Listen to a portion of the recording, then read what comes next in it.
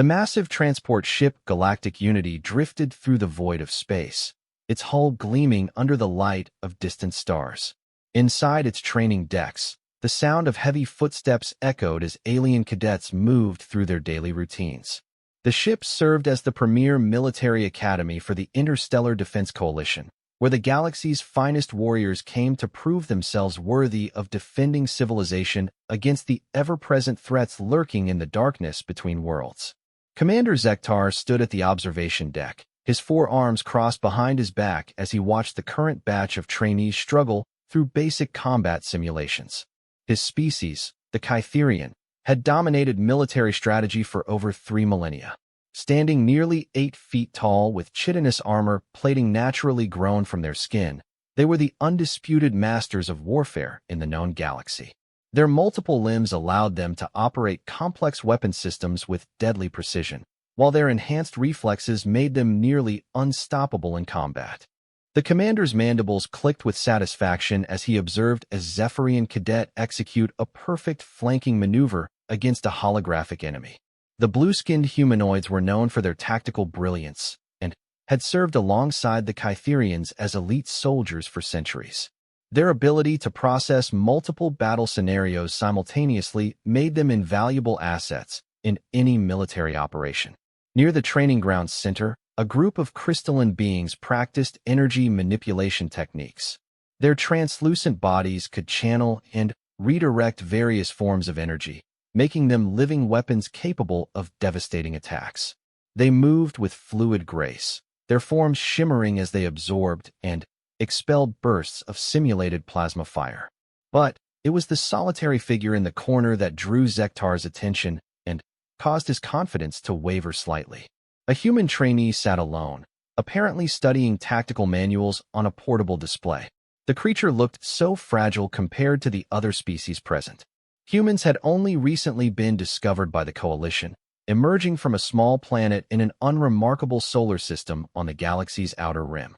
When first contact was made, many Coalition members had dismissed humanity as another primitive species that would need centuries of guidance before they could contribute meaningfully to galactic society. Humans possessed no natural armor like the Kytherians, lacked the enhanced mental processing of the Zephyrians, and couldn't manipulate energy like the crystallines. They seemed to have no special abilities whatsoever, just soft pink or brown skin that could be pierced by the simplest weapons. Yet something about this particular human made Zektar uneasy. The young male, who had introduced himself simply as Marcus Chun, displayed an intensity that the commander had rarely seen in his long career.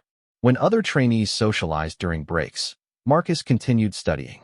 When others complained about the difficulty of the exercises, Marcus simply observed and adapted.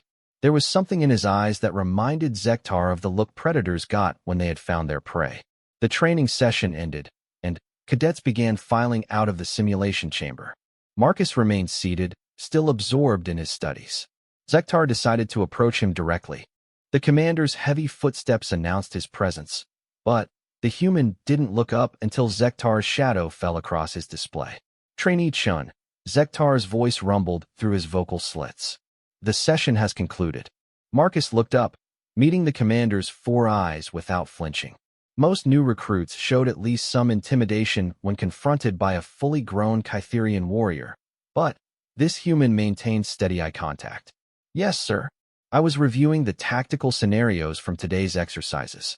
Marcus gestured to his display, which showed complex battle formations and strategic analyses.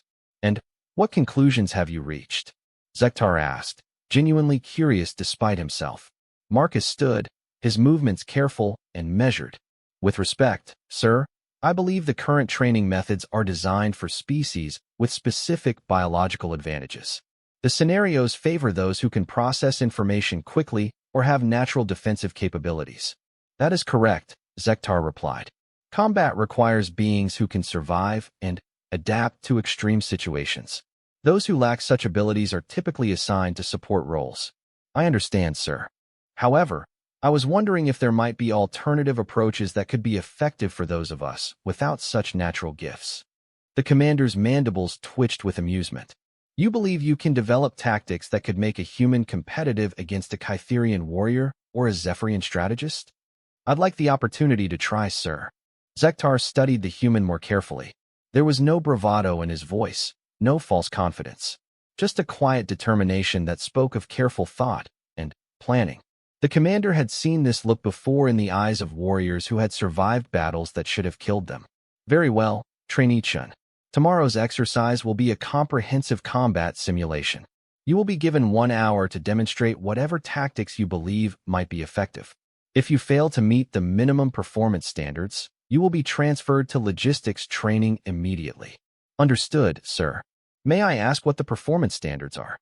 You must survive and complete the primary objective while facing opponents designed to challenge experienced coalition soldiers. The simulation will adapt to counter your tactics in real time, making it increasingly difficult as you progress. Marcus nodded solemnly. Thank you for the opportunity, Commander. As Zektar walked away, he couldn't shake the feeling that he might have underestimated this seemingly ordinary human. There was something in Marcus's manner that suggested hidden depths, as if the young man was keeping his true capabilities carefully concealed. That evening, Marcus remained in the training facility long after the other cadets had retired to their quarters. He studied every available tactical manual, analyzed recordings of previous simulations, and examined the technical specifications of every piece of equipment available to trainees. What he discovered was both fascinating and troubling. The Coalition's military doctrine was built around the natural advantages of its member species. Kytherians relied on their superior strength and armor to overwhelm enemies through direct assault. Zephyrians used their enhanced mental processing to outthink opponents and coordinate complex multi-unit operations. Crystallants employed their energy manipulation abilities to control battlefields and eliminate threats from a distance. But every strength could become a weakness under the right circumstances. The Kytherians' preference for direct confrontation made them predictable in certain situations. The Zephyrians' complex tactical thinking sometimes led to overthinking simple problems. The Crystallants' reliance on energy manipulation made them vulnerable when facing opponents who could absorb or redirect their attacks. Humans, Marcus realized, had their own advantages that no one had bothered to consider.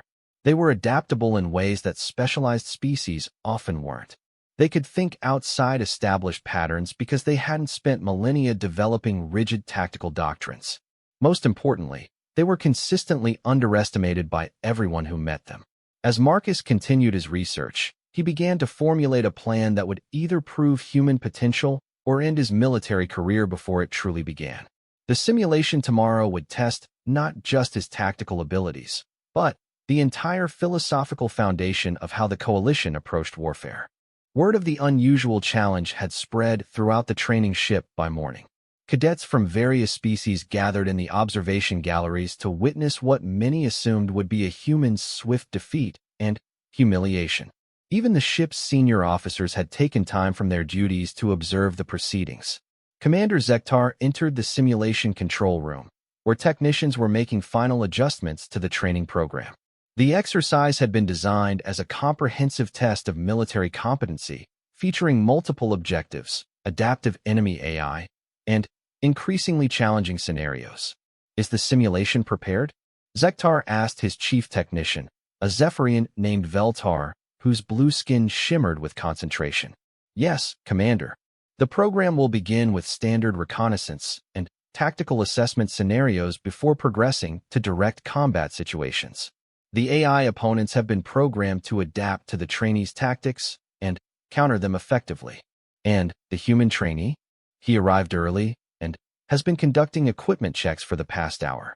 His vital signs indicate elevated stress levels, but nothing outside normal parameters for a being facing a significant challenge. Through the observation window, they could see Marcus in the preparation chamber, methodically checking every piece of gear he had selected. His equipment choices had raised eyebrows among the observers. Instead of the heavy armor and powerful weapons typically favored by trainees, he had selected lighter gear focused on mobility and versatility. Commence the simulation, Zektar ordered. The preparation chamber transformed into a detailed holographic environment representing a contested planetary surface. Rugged terrain stretched in all directions, dotted with defensive positions, supply caches, and potential enemy strongholds.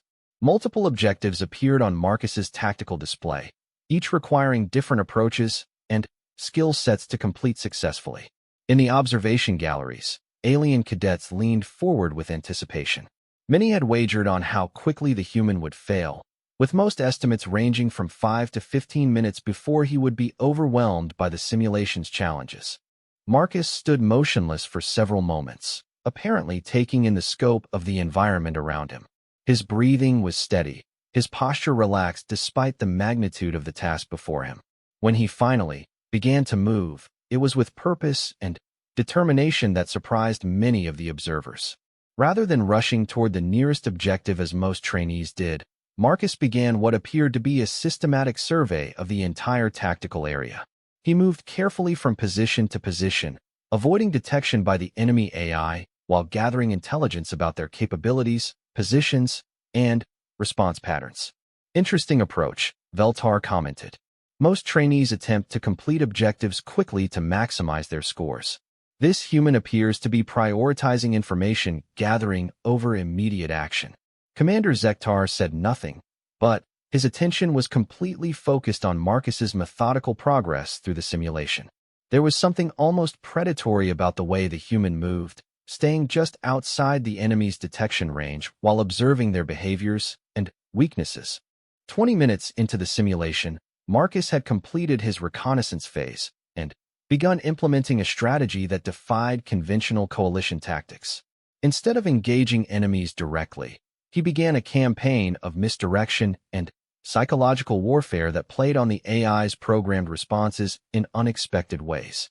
The human had somehow identified patterns in the enemy AI's behavior that even the simulation's designers hadn't fully appreciated. By manipulating these patterns, he was able to turn enemy forces against each other, complete objectives without direct confrontation, and steadily work his way toward the simulation's ultimate goal. The assembled observers watched in growing amazement as Marcus consistently outmaneuvered opponents who should have been vastly superior to him in every measurable way. His success wasn't due to superior strength, speed, or mental processing power. Instead, he was winning through creativity, adaptability, and an almost supernatural ability to predict and counter his enemy's actions. As the 60-minute mark approached, Marcus found himself facing the simulation's final challenge, a scenario that had been designed to test the absolute limits of a trainee's capabilities. Multiple enemy forces were converging on his position while he attempted to secure a critical strategic objective that could determine the outcome of an entire campaign. The alien cadets in the observation galleries had fallen silent, their earlier confidence in the human's inevitable failure replaced by growing respect and disbelief. Even the senior officers found themselves leaning forward, eager to see how this remarkable demonstration would conclude. Commander Zektar gripped the railing of the observation deck, his 4 hands tense with anticipation. In 30 years of military service, he had never seen a trainee perform with such unconventional brilliance. Whatever happened in the next few minutes would force the coalition to reconsider everything they thought they knew about human potential and military capability. The countdown timer on the simulation showed less than 3 minutes remaining. Marcus stood at the center of the greatest challenge he had ever faced, surrounded by enemies and seemingly impossible odds. Yet his expression remained calm and focused, as if everything was proceeding exactly according to plan. The final test was about to begin. The final phase of the simulation materialized around Marcus with startling intensity. The holographic environment shifted from the relatively open terrain he had been navigating to a dense urban combat zone, complete with towering structures, narrow alleyways, and multiple levels of engagement. Enemy forces appeared at strategic positions throughout the area, their weapons trained on the various approaches to the central objective. Marcus crouched behind a collapsed wall, his tactical display showing at least 30 hostile contacts between his position and the target zone. The objective itself was a fortified communications hub that needed to be secured and activated to complete the simulation successfully. Traditional coalition tactics would call for either overwhelming force to punch through the enemy lines or complex coordinated maneuvers involving multiple units working in perfect synchronization. But Marcus had neither overwhelming force nor multiple units at his disposal. What he did have was 57 minutes of careful observation, pattern recognition, and an increasingly clear understanding of how the enemy AI systems operated. More importantly, he had something that none of the other species seemed to possess in quite the same way: the ability to think like prey while acting like a predator. In the observation galleries, the assembled cadets watched with growing fascination as Marcus began implementing a strategy that defied every conventional military doctrine they had studied.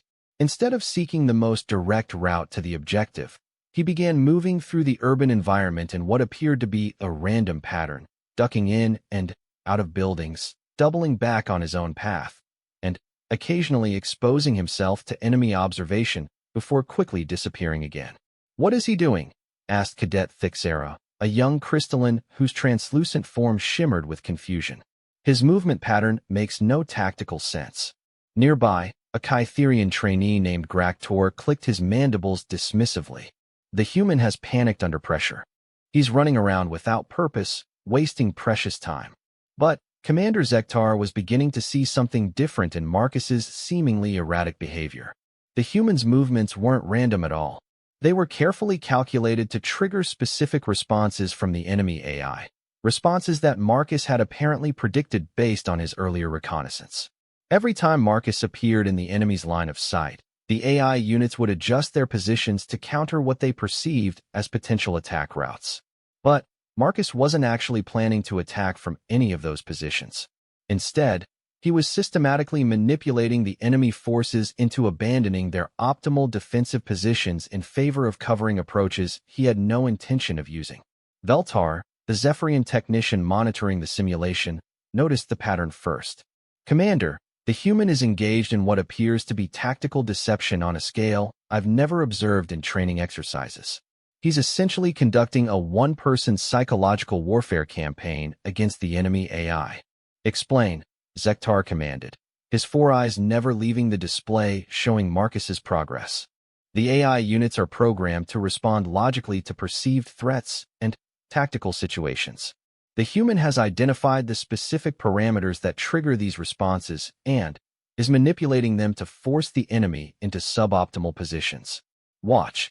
On the display, Marcus suddenly sprinted across an open courtyard, drawing fire from 3 separate enemy positions. Instead of seeking cover, he dove through a ground-floor window and immediately began moving through the building's interior. The AI units, programmed to prevent infiltration, began repositioning to cover the building's exits. But Marcus never emerged from any of the exits. Instead, he had somehow accessed the building's maintenance tunnels and was now moving underground toward the communications hub while the enemy forces maintained their watch on empty doorways and windows. "Remarkable," breathed a senior officer standing behind Commander Zektar. "The human has turned the enemy's logical thinking process against them. By providing false information about his intentions, he's caused them to make tactically sound decisions based on incorrect assumptions." Marcus emerged from the underground tunnels just 50 meters from the communications hub, having bypassed the majority of the enemy defenses entirely. But the final approach to the objective was the most heavily defended area of the simulation, with overlapping fields of fire and multiple automated defense systems that couldn't be fooled by simple misdirection. With 8 minutes remaining on the countdown timer, Marcus found himself facing the simulation's ultimate challenge. The communications hub sat in the center of a heavily fortified plaza, surrounded by defensive positions that had been designed to stop a full squadron of coalition Marines. Multiple weapon emplacements covered every approach, while flying drones patrolled the airspace above the target. The alien observers expected Marcus to attempt some form of frontal assault or perhaps try to call for backup that, of course, wasn't available in this solo exercise. What they didn't expect was for the human to calmly sit down behind cover and begin working with what appeared to be a simple maintenance tool he had picked up during his journey through the underground tunnels. "Has he given up?" asked a Zephyrian cadet, her blue skin rippling with confusion. "The objective is right there, but he's just sitting still." Commander Zektar studied Marcus more carefully through the observation window. The human's posture didn't suggest defeat or despair. Instead, He appeared to be concentrating intensely on some complex task that required delicate manual work. The answer became apparent 3 minutes later when the first of the automated defense systems suddenly stopped functioning. Then, another system went offline, followed by a third. Within 60 seconds, half of the defensive grid protecting the communications hub had been disabled. How is he accomplishing this? Veltar demanded, frantically checking the simulation's status displays. There's no indication of system failures or external interference. The answer came from an unexpected source, Cadet Crixtel, a young crystalline who specialized in energy systems analysis. I believe the human has accessed the underground power distribution network. He's not attacking the defensive systems directly. He's cutting their power supply at the source. The revelation sent a ripple of amazement through the observation galleries. Marcus had somehow identified and accessed the infrastructure that supported the defensive grid, something that required not just tactical thinking but also technical knowledge and physical skill to execute under pressure. With the defensive systems compromised, Marcus began his final approach to the communications hub. But instead of rushing forward to claim victory, he moved with the same careful precision he had demonstrated throughout the exercise. He knew that the remaining enemy forces would be adapting to the loss of their automated defenses, and he couldn't afford to underestimate their response. The AI units did indeed adapt, repositioning to create new defensive lines and attempting to compensate for their reduced firepower through improved coordination. But Marcus had anticipated this response as well. As the enemy forces moved into their new positions, they exposed themselves to attack routes that had previously been covered by the now-disabled automated systems. Marcus didn't waste the opportunity. Moving with speed and precision that surprised many of the observers, he executed a series of quick strikes against isolated enemy positions, using their own defensive preparations against them. Each attack was brief and decisive, designed to eliminate threats without becoming bogged down in prolonged engagements. With 2 minutes remaining, Marcus reached the communications hub itself. The final challenge was to activate the system while defending against the last few enemy units that were converging on his position. Most trainees would have focused on establishing a defensive perimeter and hoping to hold out until the timer expired. Instead, Marcus did something that made Commander Zektar's mandibles click with genuine admiration. The human activated the communications hub and then used it to broadcast false tactical information to the remaining enemy units. By mimicking coalition communication protocols that he had observed during his weeks of training, Marcus convinced the AI units that friendly reinforcements were approaching from multiple directions. The enemy forces, programmed to respond logically to changing tactical situations, began repositioning to deal with these fictional threats. This gave Marcus the time he needed to fully secure the communications hub and establish the defensive positions necessary to complete the simulation successfully. When the timer reached 0, silence filled the observation galleries. Marcus stood at the center of the communications hub, having accomplished something that many veteran officers would have found challenging with full tactical support and unlimited resources. He had completed every objective, eliminated or neutralized every threat, and done so using methods that no one in the coalition had ever seen before. Commander Zektar stared at the human trainee through the observation window, his military mind struggling to process what he had just witnessed. Marcus hadn't succeeded by being stronger, faster, or smarter than the enemy forces. Instead, he had won by being more creative, more adaptable, and more willing to abandon conventional thinking when the situation demanded innovation. Simulation complete, announced the automated system. All primary and secondary objectives achieved.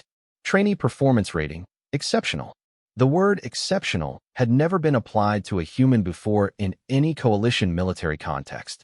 In fact, it was rarely used for any trainee, regardless of species.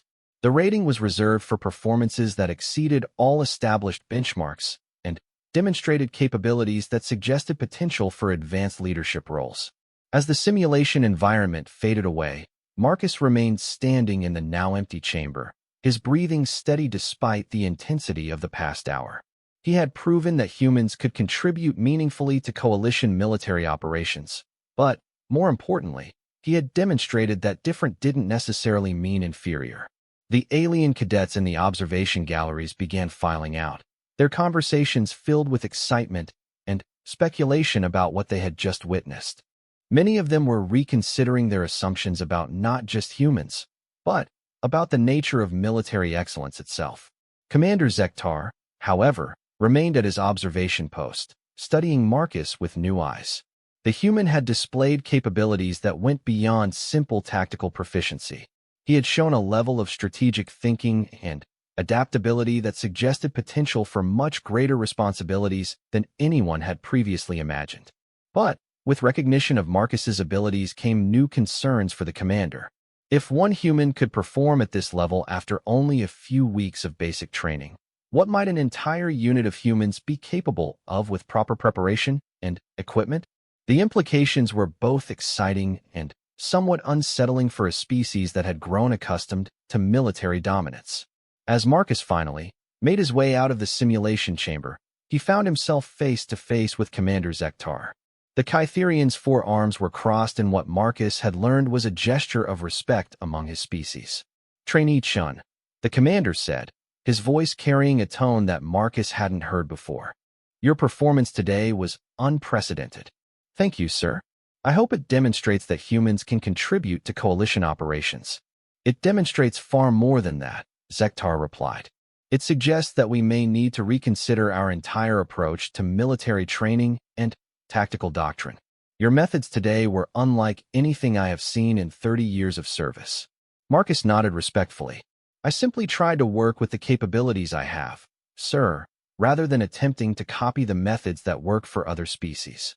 "And that," the commander said quietly, "may be the most important lesson any of us learned today."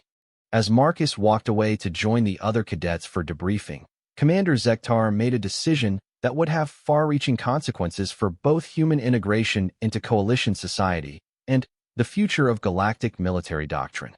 He activated his personal communicator and sent a priority message to Coalition High Command. The message was brief but significant. "Request immediate consultation regarding establishment of specialized human tactical training program. Standard training protocols inadequate for optimal utilization of human capabilities.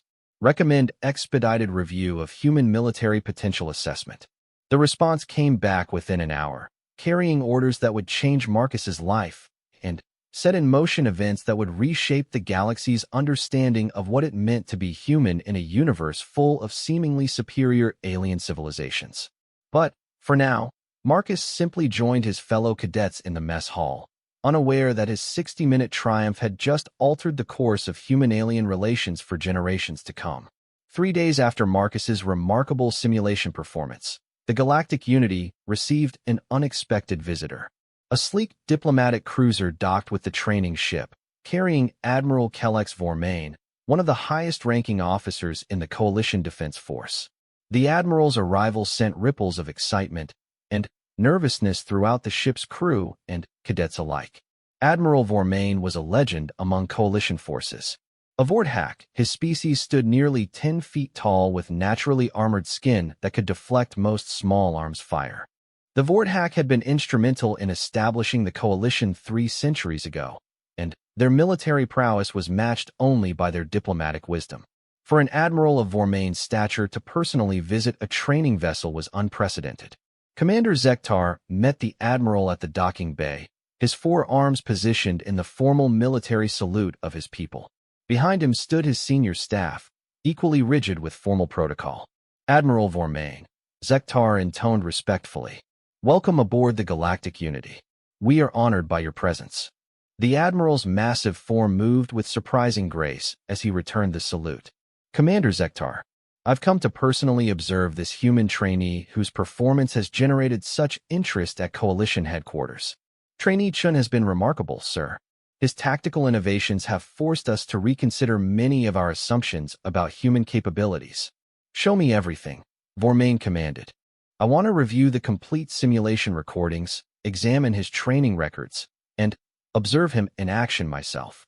Over the next several hours, Admiral Vormain studied every aspect of Marcus's performance with the intensity of a scientist examining a new form of life. He watched the simulation recordings multiple times, analyzed Marcus's equipment choices, and reviewed detailed breakdowns of each tactical decision the human had made. What impressed the Admiral most wasn't just Marcus's success, but the completely novel approach he had taken to military problem-solving. Every other species in the coalition had developed their tactical doctrines based on their natural strengths and abilities. The Kytherians relied on superior firepower and armor. The Zephyrians used enhanced mental processing for complex coordination. The Crystallants manipulated energy to control battlefields. Marcus had done something different. Instead of trying to match the enemy's strengths with superior capabilities, he had identified and exploited their weaknesses using nothing more than creativity and adaptability. It was a fundamentally different philosophy of warfare that had implications far beyond a single training exercise. "Commander," Admiral Vormain said after completing his review, "I want to conduct a personal interview with Trainee Chun. Arrange for a private meeting in your conference room." An hour later, Marcus found himself sitting across from one of the most powerful military figures in the galaxy. Despite the Admiral's imposing presence, Marcus maintained his characteristic calm demeanor, meeting Vormain's steady gaze without flinching. "Trainee Chun," the Admiral began, his deep voice resonating through the conference room. "Your recent performance has attracted attention at the highest levels of Coalition Command. I'm here to better understand your capabilities and potential." "I'm honored by your interest, sir," Marcus replied simply. "I've tried to do my best with the opportunities I've been given." "Your best appears to be extraordinary by any standard. Tell me, how did you develop the tactical approach you used in the simulation?" Marcus considered the question carefully before responding. "Sir, I noticed that coalition training focuses on maximizing each species' natural advantages. But humans don't have obvious advantages like the other species do. So I studied the simulation systems and enemy patterns to find alternative approaches." "You studied them how, specifically?"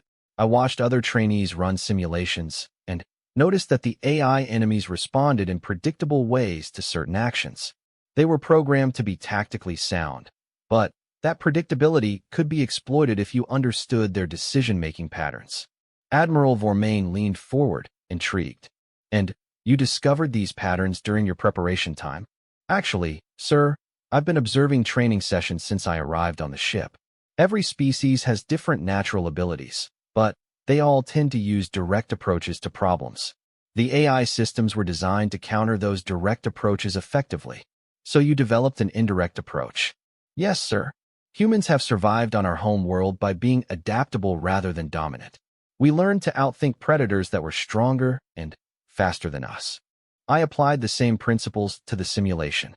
The Admiral sat back, processing this information. The implications were staggering. Marcus hadn't just succeeded through luck or unusual talent. He had developed an entirely new tactical philosophy based on human evolutionary experience. If this approach could be systematized and taught to other humans, it might revolutionize coalition military doctrine. "Trainee Chun, how many other humans do you believe could learn to fight the way you do?" Marcus thought about the question seriously. "I think most humans could learn these methods, sir. The principles aren't complicated, just different from what the coalition normally teaches. Humans are naturally good at pattern recognition and adaptation.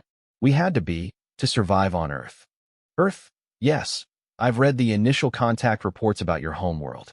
Multiple competing nations, frequent conflicts, diverse environments. Your species developed in conditions that required constant adaptation to changing circumstances." "That's correct, sir. Human history is full of examples of smaller, weaker forces defeating larger, stronger enemies through superior tactics and adaptability. We had to learn to win through intelligence rather than raw strength." Admiral Vormain made several notes on his personal display, his mind racing with possibilities.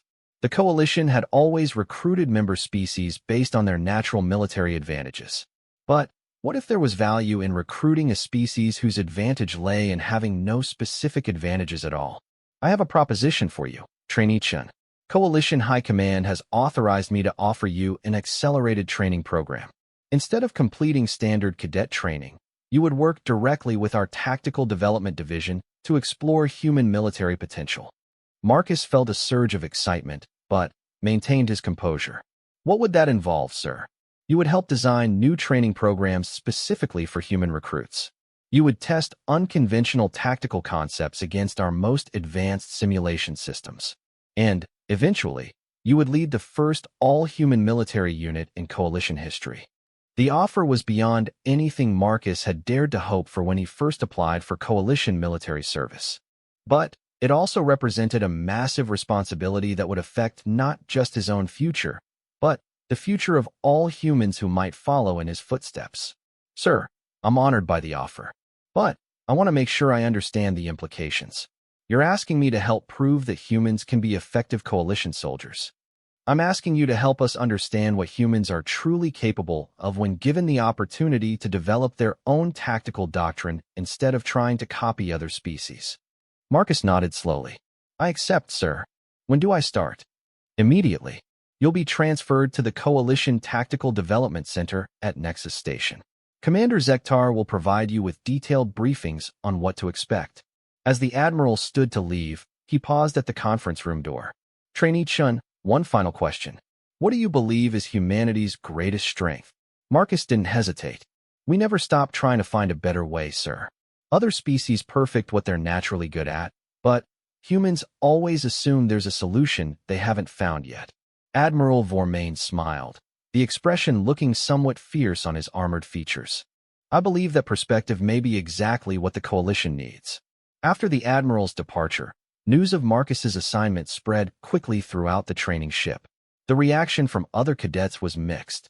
Some were genuinely excited about the implications for human-alien cooperation. Others were skeptical about whether one human's success could represent broader capabilities. But Marcus noticed something else in the conversations around him. The other cadets were beginning to question their own tactical approaches. His success had demonstrated that unconventional thinking could be just as effective as superior natural abilities. Several alien trainees approached him privately to discuss alternative strategies they were considering for their own training. The most surprising reaction came from Cadet Thixera, the young crystalline who had initially dismissed Marcus's performance as panic-driven. She found him in the ship's library that evening, studying tactical manuals as usual. Human Marcus, she said. Her translucent form shimmering with what Marcus had learned indicated excitement among her people. I have been analyzing your simulation performance. Your pattern manipulation techniques could be adapted for energy-based warfare. How so? Marcus asked, genuinely curious. Crystallines can redirect energy attacks, but we typically do so in direct, logical patterns. Your approach suggests that we could use misdirection and false targeting to make enemies waste their energy attacking phantoms while we strike from unexpected angles. Marcus smiled, pleased that his methods were inspiring innovation rather than just imitation. I'd be happy to discuss tactical possibilities with you. Different species might be able to adapt the principles in ways I haven't considered. Their conversation continued for several hours, ranging across topics from energy manipulation to psychological warfare to the philosophical differences between direct and indirect approaches to conflict resolution. By the end of the evening, Marcus realized that his simulation success had accomplished something even more important than proving human capability. He had started a conversation about the nature of military excellence itself, challenging the assumption that being the strongest or fastest automatically made you the most effective soldier. The implications reached far beyond human integration into coalition forces. They suggested that diversity of approach might be just as valuable as diversity of capability. Over the next 2 days, as preparations were made for Marcus's transfer to Nexus Station, he found himself at the center of an informal tactical discussion group that included cadets from every species aboard the ship. They shared insights about their own military traditions, analyzed unconventional approaches to various combat scenarios, and explored ways to combine different tactical philosophies for maximum effectiveness. Commander Zektar observed these discussions with growing interest. The human's influence was spreading in ways that went beyond simple inspiration. Marcus was actually changing how the other cadets thought about warfare itself. Young officers who had been training in rigid traditional methods were suddenly exploring creative alternatives that might make them more effective in actual combat situations. On Marcus's final evening aboard the Galactic Unity, Commander Zektar invited him to a private dinner in his quarters. The commander's personal space was austere, but comfortable, decorated with mementos from his long military career. Trainee Chun, Zektar began as they shared a meal adapted to human dietary requirements. I want you to understand the significance of what you've accomplished here. In 3 weeks, you've done more to advance coalition tactical thinking than some officers achieve in entire careers. I've had excellent teachers, sir, and access to resources that most humans could only dream of. Perhaps. But you've also demonstrated something that many coalition leaders have forgotten over the centuries of our dominance. Military excellence isn't just about having the best natural abilities. It's about finding the most effective ways to achieve objectives, regardless of what advantages you start with. Marcus nodded thoughtfully. I hope the work at Nexus Station will help prove that humans can contribute meaningfully to coalition operations. I believe it will prove far more than that, Zektar replied. I believe it will remind all of us that diversity of thought is just as important as diversity of capability. As their dinner concluded, the commander handed Marcus a small device that looked like a standard coalition communicator, but bore the distinctive markings of a personal gift rather than official equipment. This will allow you to maintain contact with me regardless of where your duties take you, Zektar explained. I want to know how your work progresses, and I suspect I'll have questions about human tactical principles that only you can answer. Marcus accepted the device with genuine gratitude. Thank you, sir, for everything. The opportunity, the support, and the willingness to see potential where others might see only limitations. The potential was always there, Trainee Chun. You simply helped us recognize it. The next morning, Marcus boarded a fast courier ship that would carry him to Nexus Station and the next phase of his unprecedented military career. As the galactic unity disappeared into the distance, he reflected on how much had changed since he first arrived as an unknown human cadet, hoping to prove himself worthy of coalition service. Now he was carrying the hopes and expectations of his entire species, tasked with demonstrating that humanity could offer something unique and valuable to galactic civilization. The responsibility was daunting, but Marcus felt ready for the challenge. After all, as he had told Admiral Vormain, humans never stop trying to find a better way. And Marcus was determined to find the best possible way for his species to earn their place among the stars.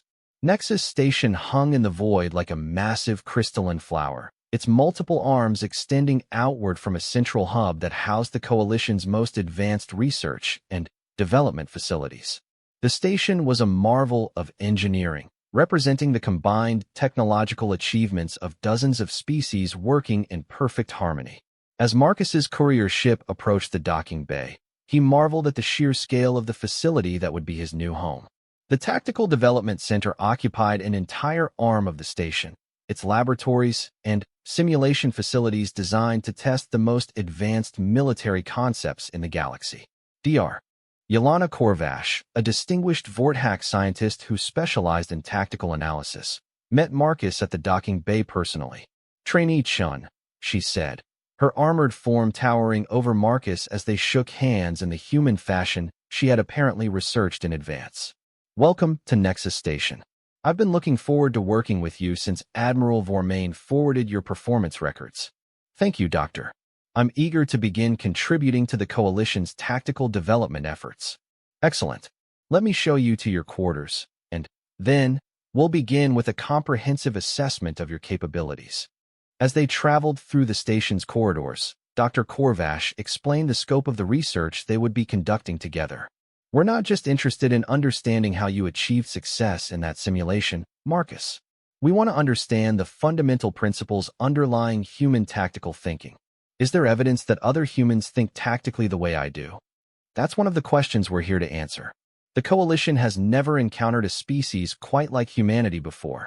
Most member species have clear physical or mental advantages that translate directly into military capability. Your species appears to have survived and thrived through pure adaptability. They passed through a security checkpoint staffed by alert crystalline guards whose forms shifted through various energy wavelengths as they scanned Marcus and Dr. Korvash. Beyond the checkpoint lay the heart of the Tactical Development Center, a vast complex of laboratories, simulation chambers, and analysis facilities. This will be your primary workspace, Dr. Korvash explained as they entered a room filled with holographic displays and advanced computing equipment. You'll have access to our complete database of coalition military history, tactical simulations, and enemy encounter records. Marcus looked around the facility with genuine awe. The resources available here exceeded anything he could have imagined during his early days of basic training. What specifically will I be working on first? We're going to reconstruct your simulation performance in minute detail, analyzing every decision you made and every tactic you employed. Then, we'll test those tactics against increasingly sophisticated opposition to determine their broader applicability. Over the next several days, Marcus found himself immersed in the most intensive learning experience of his life. The Coalition's military database contained records of conflicts spanning 3 centuries, involving dozens of species and countless tactical innovations. But, as he studied these records, he began to notice patterns that troubled him. Despite the vast diversity of Coalition member species, their military approaches were remarkably similar. Each species had developed tactics that maximized their natural advantages, but they had all converged on fundamentally direct approaches to warfare. The concept of winning through misdirection, psychological manipulation, or adaptive strategy seemed to be largely absent from Coalition doctrine. Dr. Korvash, Marcus said during one of their daily review sessions, "I'm seeing something in these records that concerns me. Coalition forces seem to rely heavily on superior technology and natural abilities to achieve victory. But what happens when they face enemies who are equally advanced?" The Vortex scientists' armored features showed surprise at the question. "The Coalition has maintained military supremacy for 3 centuries, Marcus. Our combined capabilities have proven sufficient to handle any threat we've encountered. But the universe is vast, and we haven't explored all of it yet. Eventually, you might encounter enemies who match your technological capabilities and natural advantages. What then?" Dr. Korvash was quiet for a long moment, processing the implications of Marcus's question. "You're suggesting that the Coalition's tactical doctrine might be inadequate against truly equal opposition. I'm suggesting that the Coalition has never needed to develop the kinds of tactics that weaker forces use to defeat stronger ones. But those tactics exist, and humans have been using them for thousands of years." This observation led to a fundamental shift in their research approach.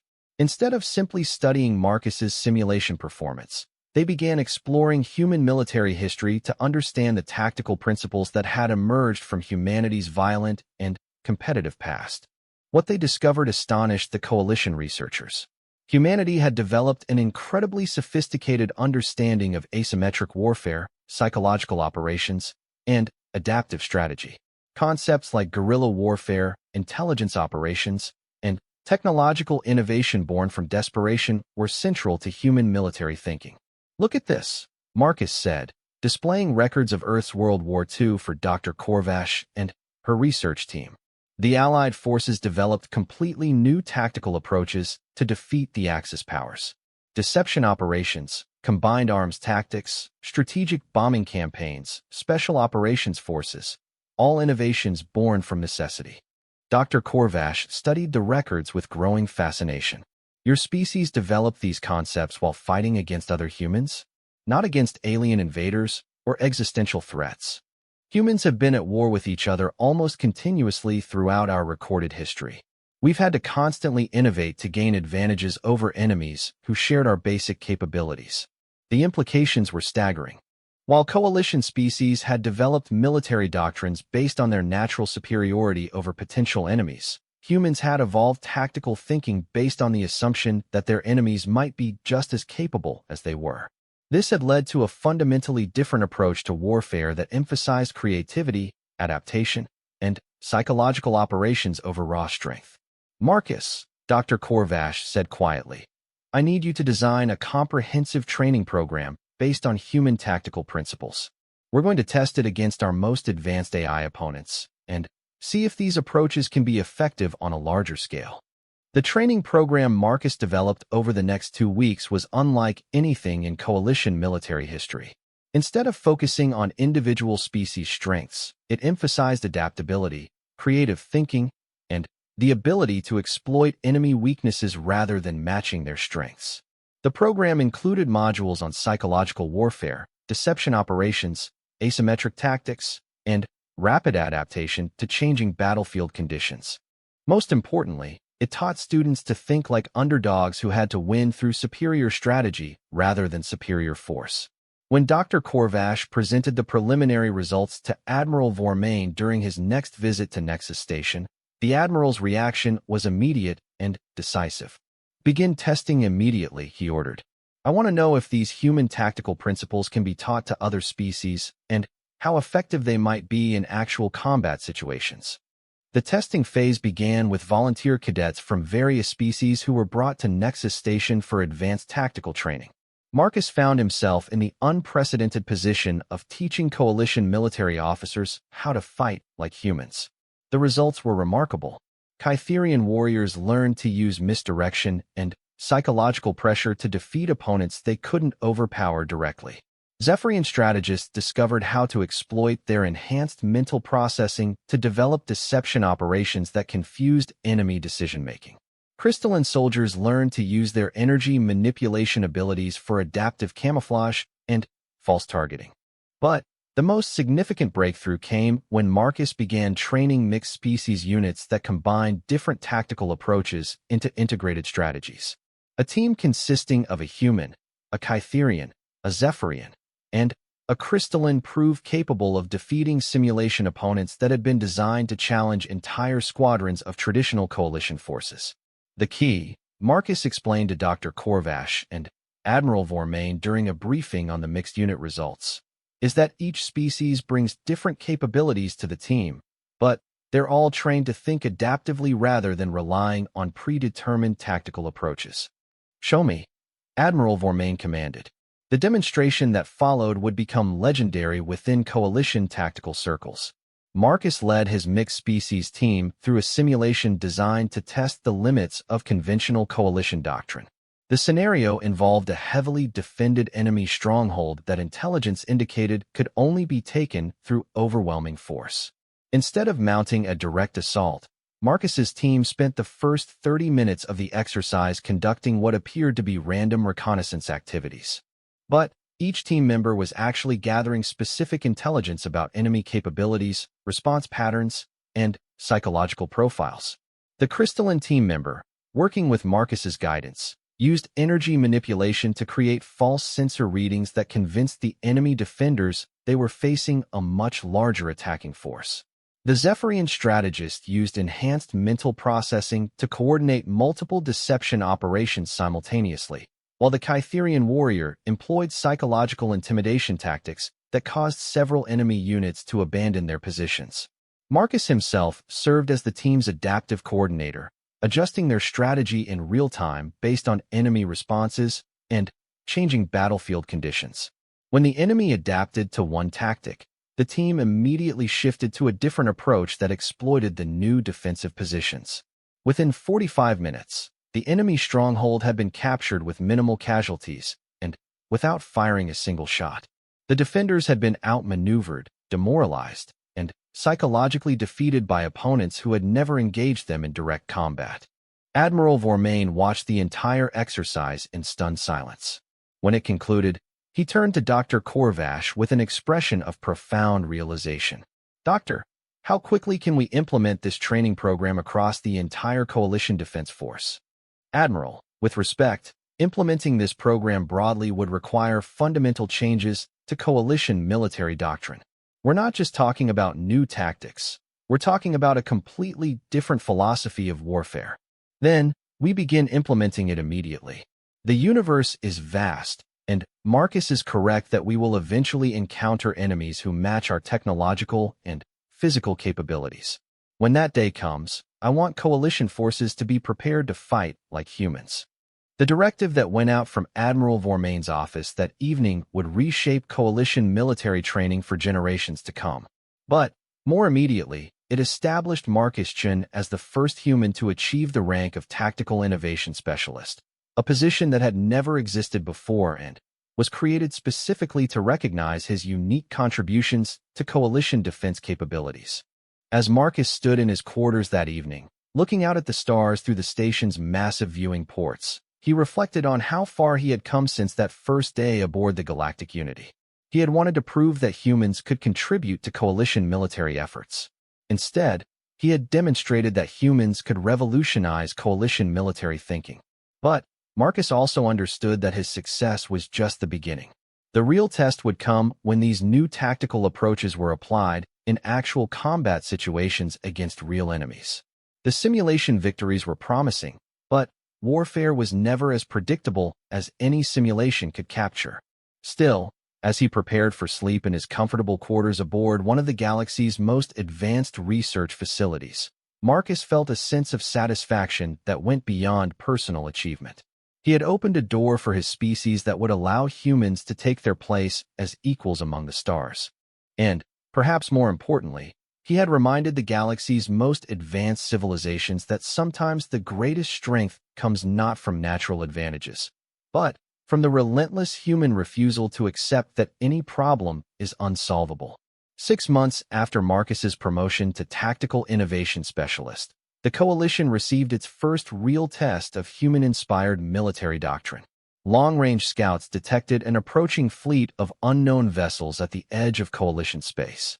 The ships were massive, heavily armed, and advancing with tactical formations that suggested military sophistication far beyond anything previously encountered. Admiral Vormain convened an emergency council aboard the Coalition flagship Eternal Vigilance, bringing together the most experienced military commanders from across the Alliance. Marcus found himself sitting among admirals and generals whose species had been waging war among the stars for millennia, his human presence both unprecedented and absolutely essential. Intelligence analysis indicates we're facing approximately 200 vessels of unknown configuration, reported General Thokvar, a veteran Kytherian whose scarred carapace bore witness to decades of combat experience. Their technological signatures suggest capabilities comparable to our own most advanced ships. Admiral Vormain studied the tactical displays showing the approaching fleet. Estimated time to contact with our outer defense stations: 72 hours at current approach velocity, replied the intelligence officer. But, Admiral, there's something else. They've made no attempts at communication despite our repeated hails. Their formation patterns suggest they're preparing for large-scale combat operations. A heavy silence fell over the council chamber. For 3 centuries, the Coalition had maintained peace through superior military capability and diplomatic outreach. The idea of facing an enemy that matched their technological sophistication while showing no interest in negotiation was deeply unsettling. Recommendations? Admiral Vormain asked, looking around the table at his senior commanders. General Thokvar was the first to respond. We should mobilize the full Coalition defense fleet and prepare for a decisive engagement. Our combined firepower should be sufficient to defeat any enemy force, regardless of their technological capabilities. Their fleet is larger than any single engagement force we could assemble quickly, countered Admiral Ixalera, a Zephyrian whose enhanced mental processing allowed her to calculate complex tactical scenarios in real time. We would need to coordinate multiple battle groups, which could take weeks to properly position. As the senior officers debated various conventional approaches to the crisis, Marcus studied the enemy fleet compositions on his personal display. Something about their formation patterns struck him as familiar, though he couldn't immediately place the connection. Admiral, Marcus said quietly, causing all conversation in the chamber to stop. The sight of a human interrupting a council of war was still unusual enough to command immediate attention. Yes, Specialist Chin? Sir, I noticed something interesting about their fleet formations. They're organized for maximum firepower concentration and mutual defense support. It's exactly the kind of formation you'd expect from a force that's always relied on superior technology and combined arms coordination. Admiral Vormain leaned forward. Explain your assessment. Their tactical approach appears to be very similar to traditional coalition doctrine, sir. Heavy reliance on superior firepower, coordinated formation flying, and direct engagement strategies. They're fighting like we've always fought. The implications of Marcus's observation sent a chill through the chamber. If the enemy was using coalition-style tactics, but with comparable or superior technology, traditional military responses might be inadequate. What do you recommend? Admiral Vormain asked. Marcus took a deep breath, aware that his next words would influence decisions affecting millions of coalition citizens.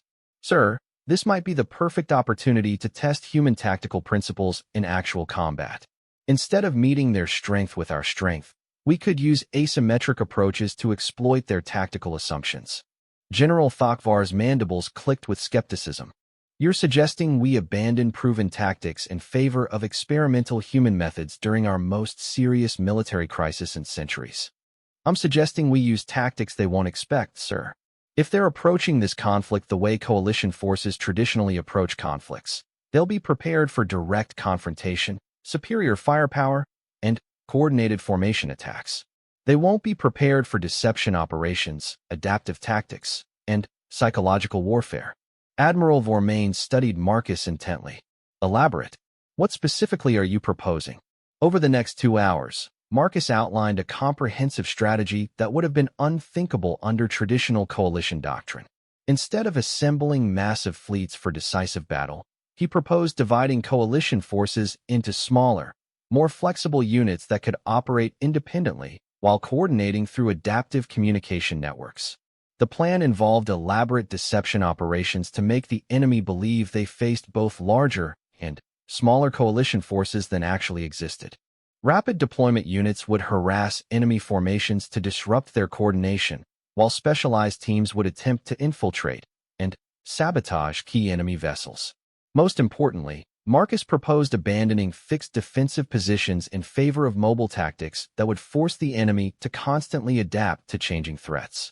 The goal wasn't to defeat the enemy through superior firepower, but to confuse, demoralize, and outmaneuver them until they made critical mistakes that could be exploited. This approach requires precise coordination between multiple independent forces, Admiral Ixalera observed. The communication and timing challenges would be extraordinary. That's true, Marcus acknowledged. But it also means that if some units are defeated or their communications are compromised, the overall strategy can continue. Traditional coalition tactics tend to fail catastrophically if command structures are disrupted. Admiral Vormain made his decision with the kind of decisive leadership that had made him one of the coalition's most respected military figures.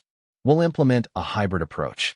Conventional forces will maintain defensive positions to protect key systems, while specialized units trained in human tactical principles will conduct the kind of asymmetric operations Specialist Chun has described.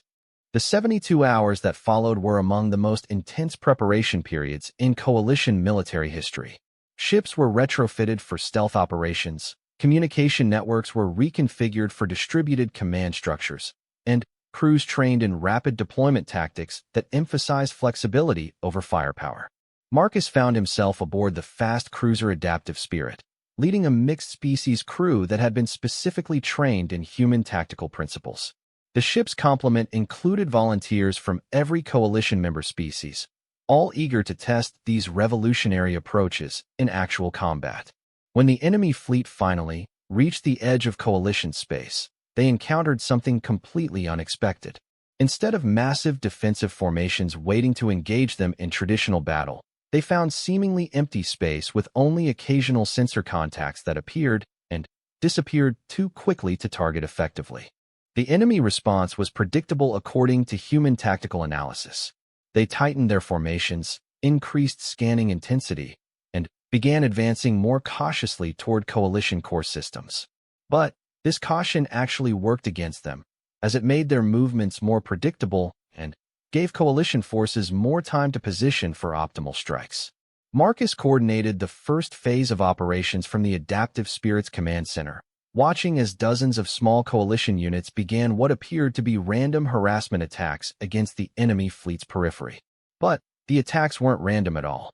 Each strike was carefully calculated to force specific responses that would gradually separate enemy ships from their mutual support networks.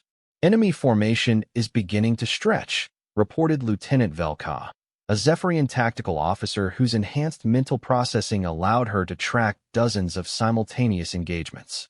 They're deploying screening forces to counter our harassment attacks. Excellent.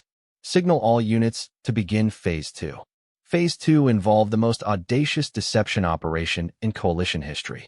Using carefully coordinated sensor jammers and holographic projectors, Marcus's forces created the illusion of massive coalition battle fleets approaching from multiple directions. The enemy, faced with what appeared to be overwhelming force concentrations, began repositioning to counter threats that didn't actually exist. But the most effective aspect of the deception wasn't the false fleet projections. It was the psychological impact of facing an enemy that refused to fight according to established patterns. Enemy commanders found themselves constantly reacting to unexpected tactics, unable to settle into the kind of systematic approach that had served them well in previous conflicts. "Sir," reported Commander Grixtel, a crystalline officer monitoring enemy communications, "we're detecting increasing confusion in their command networks. Multiple units are requesting clarification of tactical directives. Enemy forces, stretched thin by chasing phantom threats and harassed by constant hit-and-run attacks, made the mistake that Marcus had been hoping for. Their command ship, a massive vessel that coordinated the entire enemy fleet, separated from its escort formation to get a better tactical overview of the battlefield. All units, execute Phase 3 immediately," Marcus commanded. The Adaptive Spirit and 6 other specially equipped coalition vessels emerged from stealth positions around the isolated command ship. Instead of attempting to destroy the vessel, they employed capture tactics that Marcus had adapted from historical human naval operations. Using a combination of electromagnetic pulse weapons and boarding teams trained in close-quarters combat, the coalition forces disabled and captured the enemy command ship within minutes. More importantly, they captured the enemy fleet's senior command staff and their complete battle plans. The psychological impact on the remaining enemy forces was devastating. Within hours of losing their command ship, enemy formations began withdrawing toward the edge of coalition space.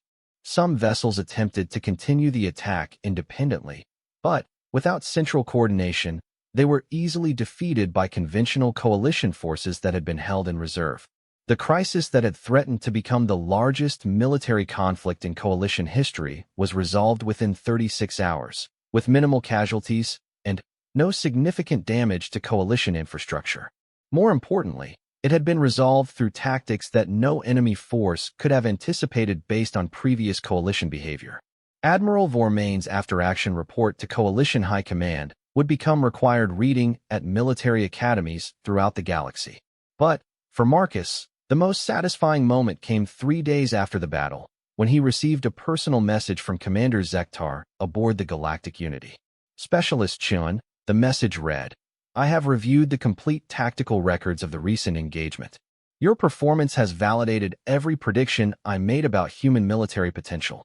More importantly, you have demonstrated that the greatest victories are often achieved not by being stronger than your enemies, but by being more adaptable and creative than they expect." Marcus read the message while standing in the Adaptive Spirits Observation Lounge, looking out at the stars that now seemed more welcoming than ever before. Humanity had not just earned its place among the galactic community. It had proven that sometimes the most valuable contribution comes not from superior strength or advanced technology, but from a fundamentally different way of thinking about problems. The captured enemy command staff, when questioned, revealed that they had spent months studying coalition military doctrine and developing tactics specifically designed to counter traditional coalition strategies. They had been completely unprepared for the adaptive, deceptive, and psychologically sophisticated approach that human tactical thinking had brought to coalition forces. In the months that followed, human tactical principles became a standard part of coalition military training. The success of the engagement led to the establishment of the Human Strategic Studies Institute, with Marcus as its first director. The Institute's mission was to continue developing tactical innovations based on humanity's unique evolutionary experience. But perhaps the most significant long-term impact of Marcus's 60-minute triumph in that training simulation was what it revealed about the nature of intelligence and capability itself. The galaxy's most advanced civilizations learned that sometimes the most important innovations come from the least expected sources. Marcus Chun, who had started as an unknown human trainee hoping to prove himself worthy of coalition service, had ended up teaching the galaxy's most sophisticated military forces that true strength comes not from natural advantages, but from the endless human capacity to find new solutions to old problems. And in the vast expanse of space, where countless civilizations continued their eternal struggles for survival and dominance, the lesson was clear: never underestimate the power of a species that has learned to win by thinking differently rather than fighting harder.